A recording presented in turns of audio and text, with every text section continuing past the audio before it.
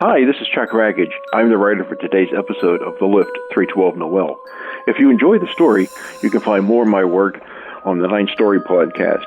Also, you can see a sample of my three-dimensional model work at the Carnegie Museum of Natural History's Alcoa Foundation Hall of American Indians, where my Corn Planters Grant Indian Village model was on permanent display in their Iroquois section. No, the miniature version of Victoria's apartment building is not there, I think. Find more episodes of The Lift at victoriaslift.com.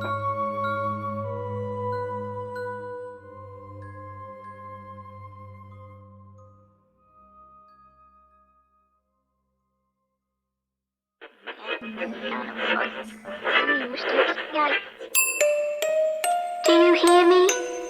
I am Victoria.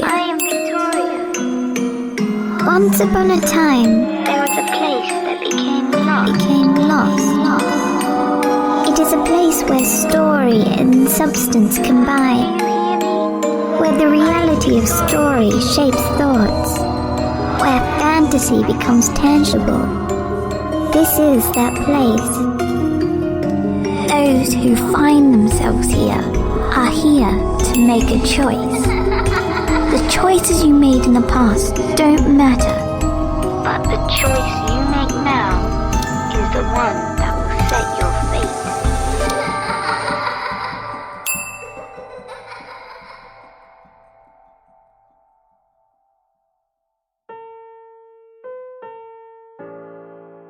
Hit me again, Sarge. The U.S. Army officer smacked his shot glass down on the bar and shoved it toward the bartender. Make it a double. Coming right up. Sarge readjusted his Santa hat, reached for a bottle of Old Forester, and poured a generous 2 fingers worth into the empty glass. Above the back bar, a small black and white Philco television set, flanked by 2 Christmas wreaths, showed newsreel footage recapping the recently ended Berlin airlift. There you go, Captain McMillan. Damn, I'm sorry. Major McMillan, sir. Old habits die hard. Forget about it, Sarge. I'm just plain Mr. McMillan now. So you finally got mustered out, huh? Yeah, once the Russians backed off in Berlin, my services were no longer needed. McMillan downed half his drink, then stared absently at the remainder. Someone dropped the dime in the jukebox, and Spike Lee and his City Slickers banged away on All I Want for Christmas is My 2 Front Teeth. Going home to your family steel company business in Pittsburgh now? That was always the intention, McMillan said with little enthusiasm. Got my Pullman ticket right here for the 11:20 Night Express out of Penn Station. McMillan patted the ticket folder protruding from his uniform jacket's left chest pocket. He didn't expect to live long enough to actually use the sleeping car reservations.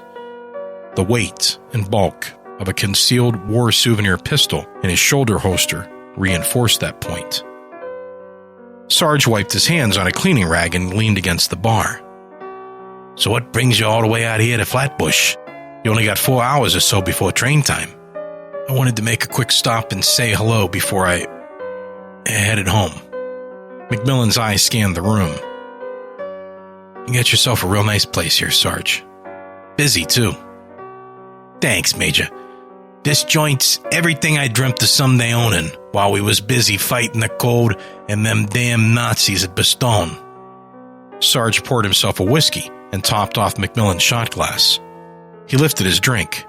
Here's to all the guys we lost in that godforsaken battle. McMillan tapped his glass against Sarge's. May we never forget. He downed the drink in one gulp, the welcome burn providing little additional comfort. One more thing, Sarge. Do you happen to know where Sergeant Henderson's widow is living these days? Mike Henderson's wife, Peggy? Sure. Her and a little boy moved into a small apartment at the corner of Martise Street and Nostrand Ave. It's only a couple blocks from here, close to the subway. Why are you asking? I owed Henderson $100 from that last poker game before he... Well, I never got the chance to pay up. I figured she could use the money. With interest. Heh, you got that right.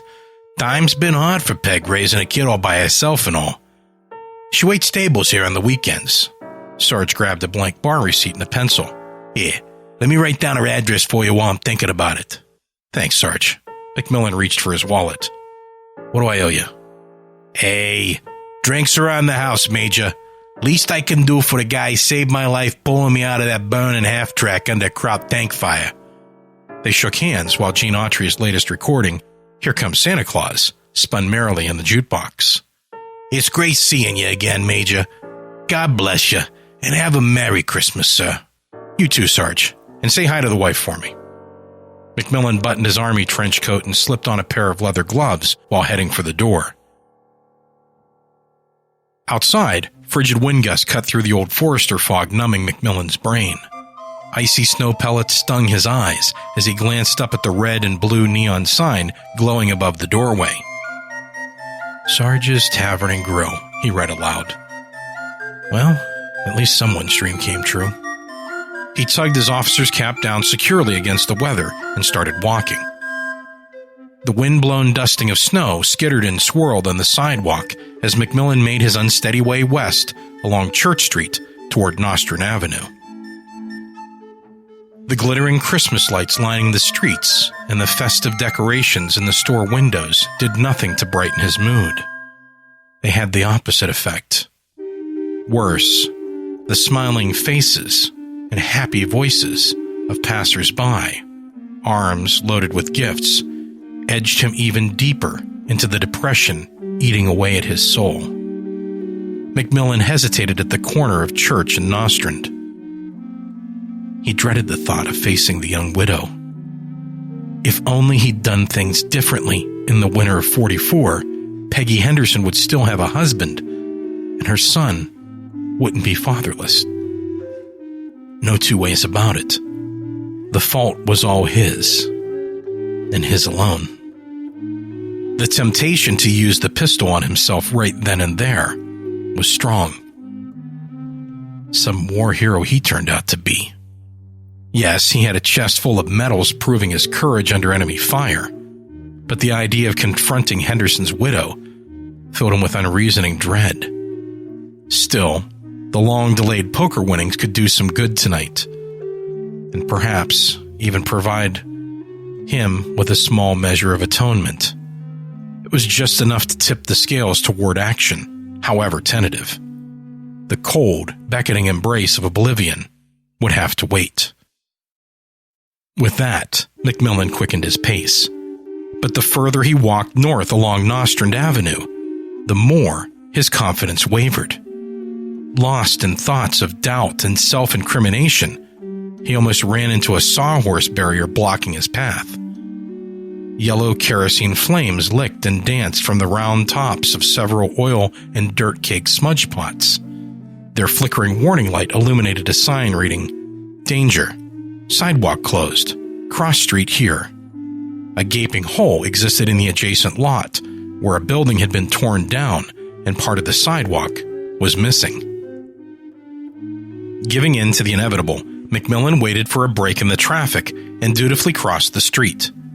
He ended up standing in front of a store marked Steinwitz & Son Toy Emporium, established 1910. In the store's main window, a miniature Christmas village was on display, with an American Flyer toy train set endlessly circling around it.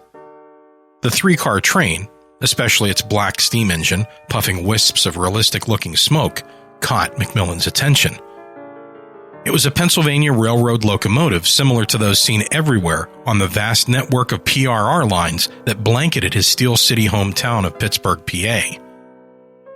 The engine number painted on the side of the locomotive's cab was 312. He was about to turn away from this momentary distraction when his eyes were drawn to the model of a multi-story apartment building in the center of the display village. Although it was a large model, it had been done to a much smaller scale than the other buildings, so as not to overpower them with its bulk. He counted the floors, 9 in all. The intricately detailed structure was rather dark and somber looking. Its weathered exterior gave it a realistic, aged, almost abandoned appearance that seemed out of place in the otherwise whimsical display. The model's only bright spot was an illuminated yellow star affixed to the stone archway above the building's main entrance. McMillan noted how the steam from his breath was rising in front of him, fogging the store window. The bitter cold winds had died down. His eyes refocused on his own reflection, then deep focused on the images across the street behind him.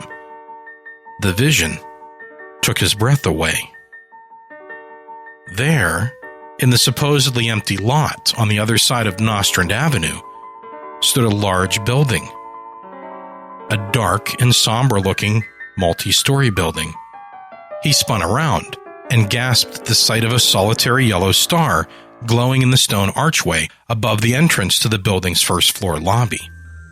He blinked, and blinked again. The building was still there.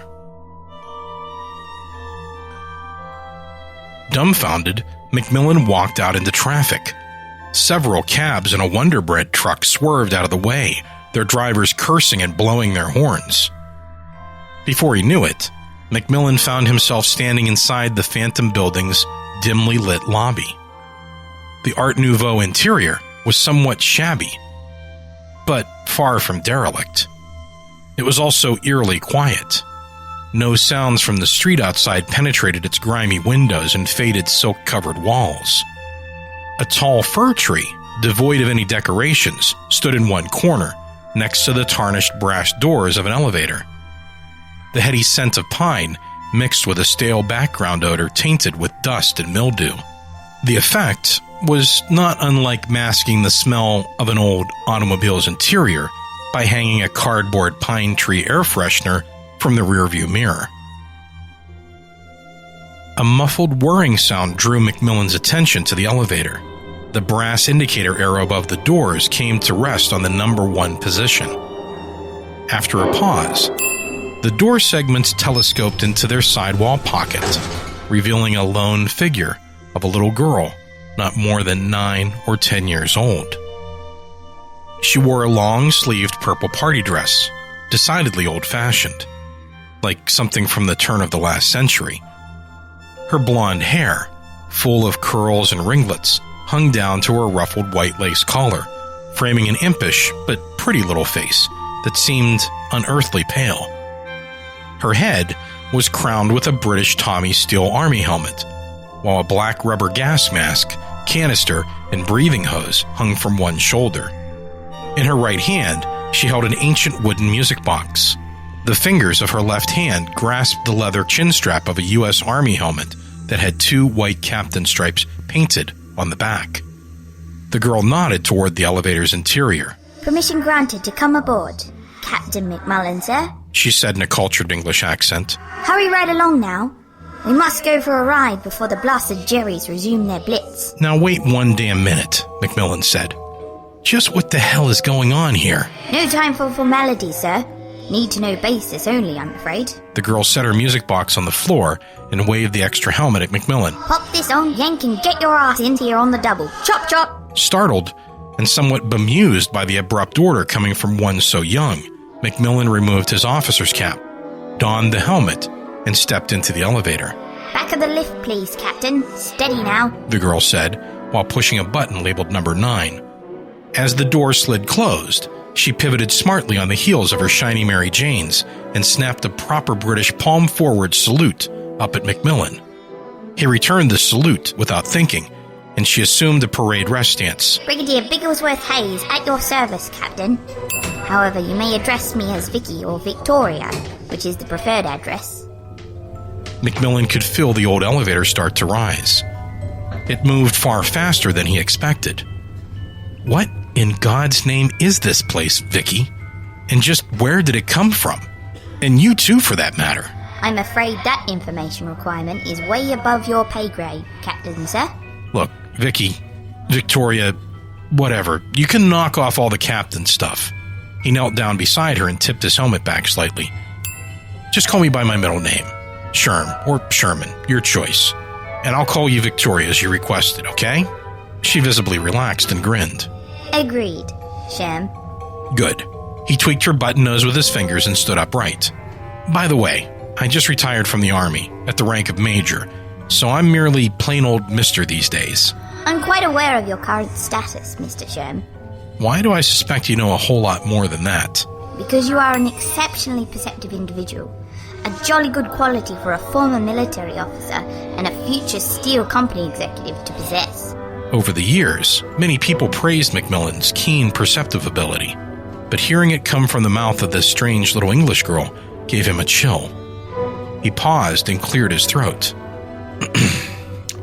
Okay, so what's really going on here, Victoria? Why do I feel like I was, for want of a better term, called to this place at this particular time? You are here because of your intention to commit murder. What? No, you're wrong. Macmillan backed up against the elevator's far wall and shook his head. I'd never murder anyone. How can you make such an accusation? Because it is true. Seeking some measure of solace, you intend to give the widow Henderson her late husband's long overdue poker winnings. With interest, by the way. Then, out of the intense guilt that has tortured you unnecessarily for so many years, you plan to commit suicide. She pointed an accusing finger at Macmillan. And that, Mr. Sherm, is self-murder. Macmillan's heart raced. He felt like it would pound its way right out of his chest. Tears stung his eyes. His breath came in short gasps. It's my fault the Germans killed Henderson. When our supply convoy was ambushed just south of the Belgian town of Bastogne, we got cut off from the rest of the column. The German panzers and infantry had a field day at first, ripping us to pieces. Once some of my men managed to break out the supply of anti-tank weapons we were taking to the 101st Airborne dug in around Bastogne, the tide started to turn. But that wasn't much help to the two of us, considering the way we were positioned. Henderson had a shoulder wound and volunteered to stay back and provide covering fire while I went to salvage more ammo and some rifle grenades from a burning weapons carrier. Despite his wound, Henderson insisted he was well enough to use his M1 to keep the Kraut's heads pinned down. It all made sense at the time, but it cost him his life. Before I could get back, they overran his position. If only I'd returned sooner, I could have saved him. Maybe dragged him to safety, something, anything. But I failed him. I was the damned commanding officer. Why the hell didn't I order him to come with me? Perhaps you missed the use of my word unnecessarily a bit earlier. I don't understand. You shall, and very soon. Macmillan realized the elevator was no longer moving. Here we are, Mr. Sherm, on the 9th story. Please, watch your step as you exit. The door slid aside, revealing the vast, darkened interior of a movie theater. Or perhaps it was a music hall, much like those he'd seen while on leave in London during the war. Macmillan took a hesitant step out of the elevator. The smells of dampness and burnt wood filled his nostrils while his eyes adjusted to the feeble lighting. He heard the elevator start to close behind him. Oh, and do be especially careful of any UXBs you may find, Mr. Sherm. Unexploded bombs? What are you Macmillan spun around and found no trace of the elevator door. All that remained was a plaster wall, its otherwise smooth surface cracked and pitted and gouged in numerous places. At his feet, several shiny pieces of jagged metal lay scattered on the water-soaked carpeting. My God, that looks like shrapnel. He pounded his fists on the wall. Victoria, where are you? Come back here now. An eerie laugh echoed in the void. It was Victoria's. Our featured presentation will begin momentarily. The management wishes to apologize for the unavailability of popcorn and sweeties. Government rationing and all that sort of rot. Wouldn't you know? God save the king. What's going on here, Victoria? Answer me. A burst of light overhead, followed by a shower of sparks and the buffeting sound of an explosion, made Macmillan think a skyrocket had detonated inside the theater, just below the ceiling. Unfortunately, the ceiling and large portions of the roof were missing. Through the remains of charred rafters, he stared in awe at an overcast nighttime sky. The distant drone of multi-engine aircraft reached his ears, while brilliant shafts of light crisscrossed under the clouds, searchlight beams seeking the sound's source. He caught a fleeting glimpse of several twin-engine bombers through a hole in the cloud cover, Iron Cross insignias were boldly emblazoned on the undersides of their rounded wings. Heinkels, HE-111s, Nazi Germany's most numerous bomber during the London Blitz. Flak bursts dotted the sky around him as anti-aircraft artillery opened fire. And then they were gone. All was quiet. All except for the steady drip of rainwater drizzling in through the damaged roof. Macmillan hollered. "Victoria!" She replied. All right, ladies and gentlemen, sit back and enjoy the show. A beam of light shot from the projection booth and illuminated the ragged remains of a movie screen. Black and white images of two men flickered to life on its silvered surface. Anxious men in dirty uniforms. Two soldiers in a roadside ditch. During a desperate battle. Amid winter snow. A pair of actors in a Hollywood war film? He recognized them. No, not actors. They were images of Henderson and himself. Mr. Sherm, this is what really happened that day. Take careful note, Major McMullen, of the words and actions of Sergeant Henderson and Captain McMullen. The sounds of combat rumbled from the theater's loudspeakers.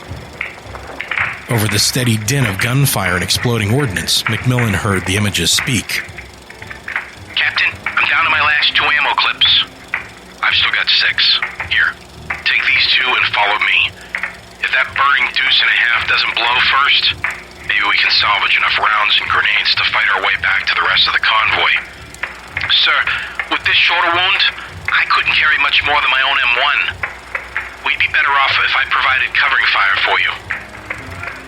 You're right. But let me check that wound again to make sure the bleeding is still under control. No, it's okay. You patched me up real good the first time. You sure, Sergeant? Yeah, I'm fine, honest. Better get moving, sir. That truck blows you. We won't have a chance. All right. Take the rest of the rifle clips. I still have my Browning sidearm.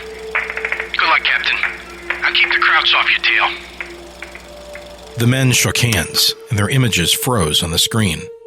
Macmillan leaned against the wall and slid down in a crouch. He closed his eyes, buried his face in his arms, and wept like a lost child. At first, his anguished sobs echoed and re-echoed through the vacant theater. Then, they sounded closer and quieter, almost as if the room had shrunk in size around him. He felt a tug on his sleeve and heard a little girl's voice. Mr. Sherm, it's all right now. He opened his eyes, surprised to find himself inside Victoria's elevator. She leaned over and kissed his cheek. Sergeant Henderson had suffered a fatal injury. A bullet fragment nicked an artery. He was bleeding out internally and realized he wouldn't make it.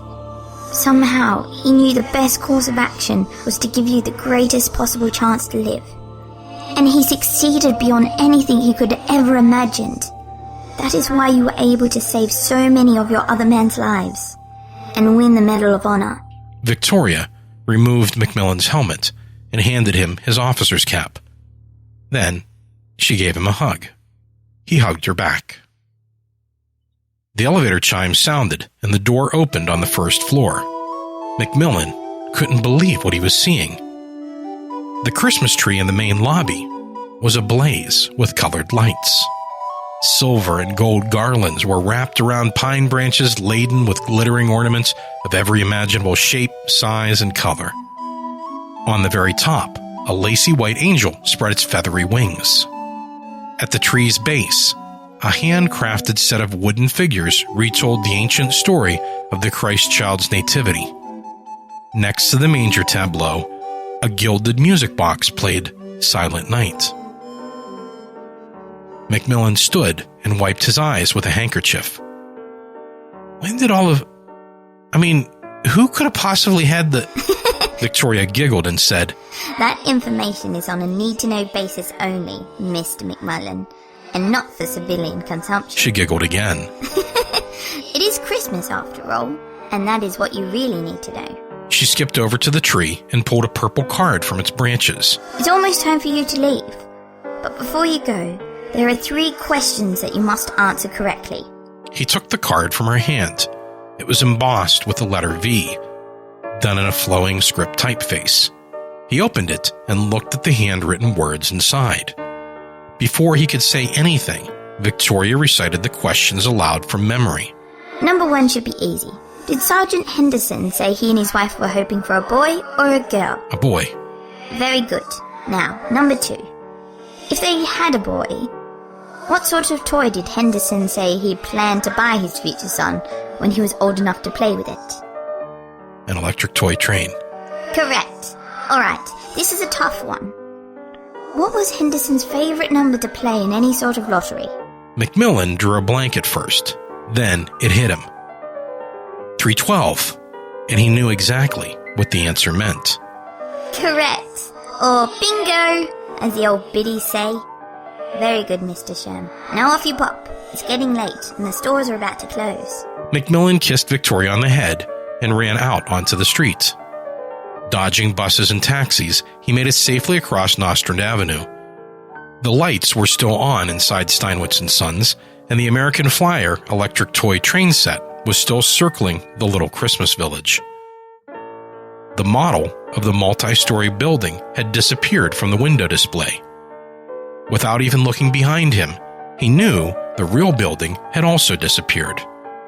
Victoria's purple card was still in his hands as he entered Steinwitz & Son Toy Emporium, feeling better than he had in many, many years. As he crossed the threshold, he glanced at the back of the purple card. The handwritten note on it said, Happy Christmas, Mr. Shem. It was signed, Love, Victoria.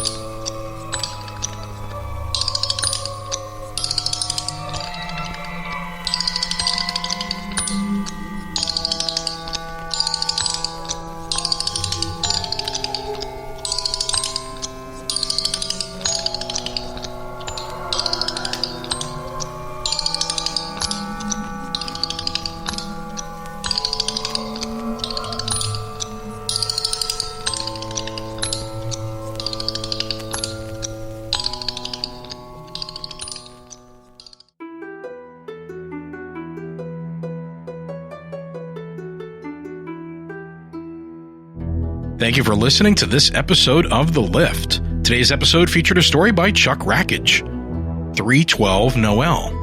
If you'd like more information on Chuck and his work, you're going to have to visit our website because Chuck bills himself as the original analog man. He does not currently have a web presence, but we're working on that. So for now, you can head on over to the show notes for this episode, which is victoriaslift.com/S1E4. And you'll find Chuck's bio if you scroll down past the picture and the other information on the story. Artwork for today's show was created by Jeanette Andromeda. If you'd like more information on Jeanette and her work, please visit horrormade.com and follow her on Twitter @horrormade. Please help others find our little lost place. Share the show and help us grow. The best support you can give us is to retweet, repost, and share the link to victoriaslift.com. You can follow us on Twitter @victoriaslift and find us on Facebook at facebook.com/victoriaslift. Don't miss the next episode. Subscribe to the show in Stitcher, TuneIn Radio, and coming soon to iTunes and Google Play. Since we are not currently in iTunes, we count on you sharing the show to help us grow. So please share the show with your friends. Don't have any friends? Make some new ones by sharing the show. This show's feed is feeds.feedburner.com/victoriaslift. All works read in this audio recording and associated music and artwork are copyright of their respective creators and may not be used in any form without their permission. Dramatic reading performed by Daniel Foytek. That's me. The voice of Victoria Bigglesworth Hayes was performed by Amber Collins.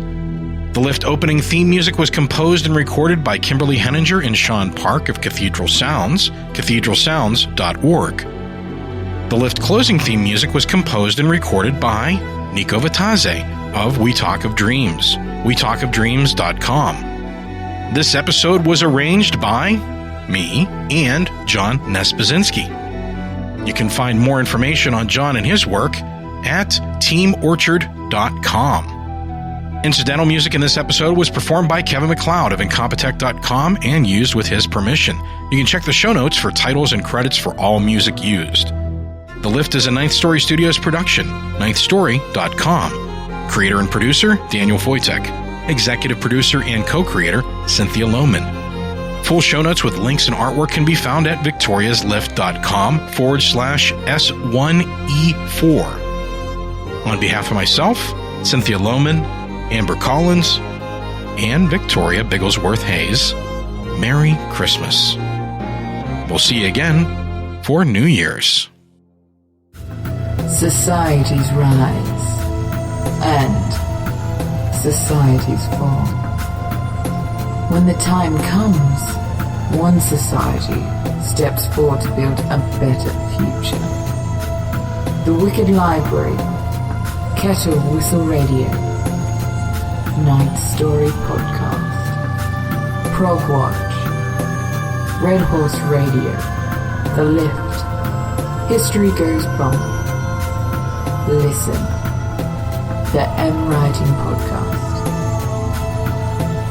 Society 13, Rebuilding Society, one podcast at a time.